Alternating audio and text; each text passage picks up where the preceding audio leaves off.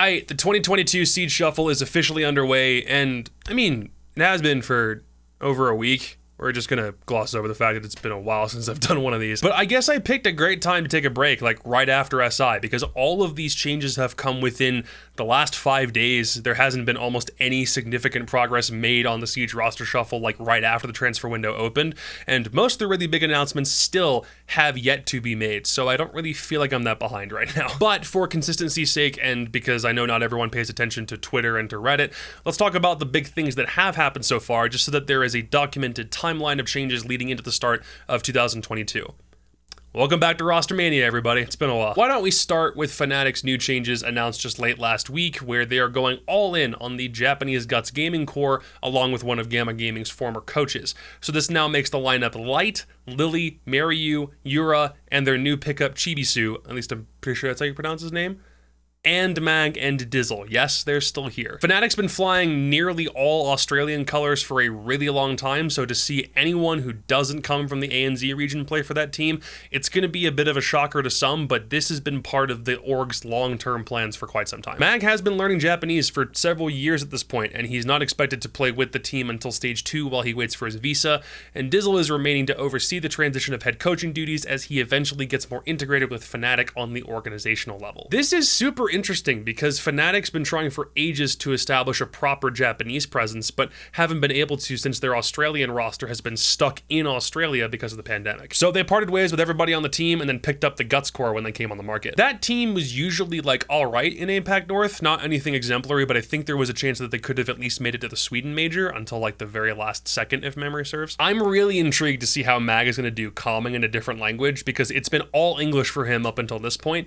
but hopefully I'll have a chance to talk with him soon and figure out how he's going to integrate with a whole new lineup. This does mean that both Lusty and Mentalist are no longer with the team, but at least one of them has already managed to land on his feet. Mentalist is back with his old Airwolf squad mates Hysterics and Speakeasy on Invictus, along with Jigsaw and Nate. So 2 Singaporeans, 2 Australians, and 1 Chinese national have given this roster a completely different identity. Invictus was slowly letting go of Jordan, Joe, and Lunar Metal during SI, the last of which has actually announced his retirement from comp, but this is a really interesting way to go about rebuilding the team in their absence. The old Airwolf trio back together again is honestly awesome, but the Australians in the picture is admittedly a bit more interesting. Like, it's not without merit, both of them are good players. Like, Jigsaw came from Team Bliss and OCN, and Nate last played for Order before that team got relegated, so IG's just kind of turned themselves into a very interesting experiment team to watch before the season kicks off. Also, while we're still on the topic of APAC, Q Confirm's old roster now has a new home under Fury Esports, who used to be in some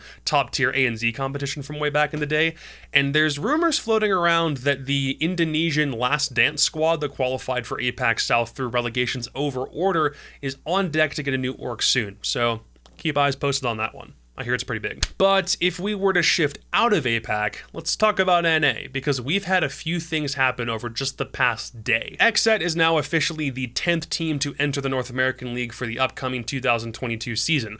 A lot of people figured it was going to happen anyway, in spite of getting relegated, but even if XSET the org is back, the lineup is a completely different one. Not a single member of the 2021 squad is on this new lineup, and they're expected to announce what that is over the next couple of days. It's literally the worst kept secret in NA right now. Like, you won't be surprised when you find out, or maybe you will. What do these flags mean? Only time will tell! Astralis has now also completed their lineup after announcing Forest as their new 5th, bringing the team to him, J9O, Iconic, DP Fire, and Shuttle, with Callout getting announced as their new coach a couple of weeks back. I am very down to see Forrest back in the NAL. I think he's deserved that position for a while, and seeing him and Callout continuing to stick together is also great because it feels like Callout's been a visionary without the proper tools at his disposal for a couple years now. Roster looks pretty good. I am a little bit concerned in that it just seems like it's very young still without a whole bunch of veteran presence, but I do think this roster has the potential to make some noise after they've had some time to get going. At the same time as the Astralis announcement,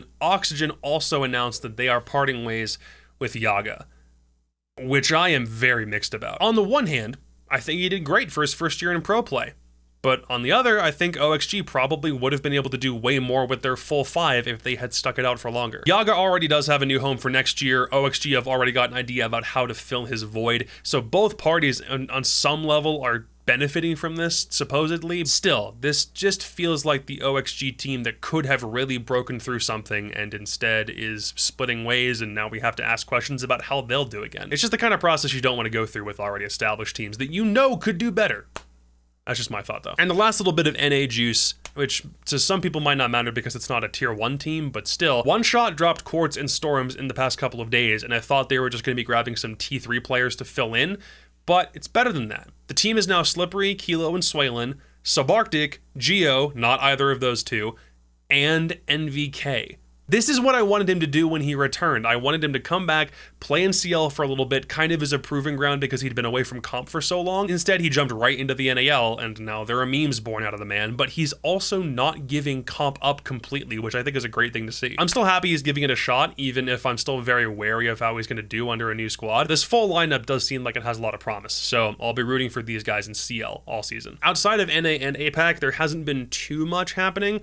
Like, a lot of teams in the lower tier of Brazil seem like they've been making some announcements recently, like Black Dragons and the like. But in Europe, Rogues dropped both Prano and Aces, which is a little weird. I can't quite tell if it's because they've both gotten picked up by another team and they're just waiting for that announcement, or because some deal fell through with a different team and Rogue was already expecting to not have them anymore, so they're just off the roster. I think everyone kind of figured that Rogue needed to make some adjustments, especially given how bad their SI performance was, but I'd argue that the probably two most influential players on that team are the ones that have now been dropped. So in spite of a pretty lackluster year, they still went to 2 events. Rogue's just kind of an up and down roller coaster, so I'm very curious to see the story behind this move. The problem is Aces is tweeting like he doesn't actually have a home for next stage, but he's also enough of a troll that I really can't take anything that he says publicly credibly anymore, so it does make me wonder what's next for those guys. Aside from that, we're still not certain what's about to happen with the old Vitality team.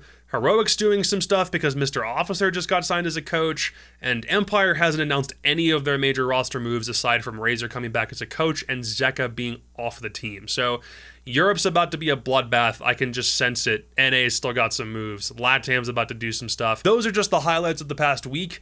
It's been a really quiet transfer period so far, and hopefully this means we're going to get more announcements soon, because the window closes on March the 6th. Yeah, we have like 4 days left of this. It still means teams can make announcements after the transfer window is over, but it just means that the amount of time that you've got to be able to make said changes is considerably less. So hopefully we'll get more of these over the next couple of days, and to stay up to date, you know what to do. Follow the Twitch, the Twitter, and the YouTube, and this, We'll come back to Roster Mania. I'll see you later. I'm gonna go suffer at the gym now.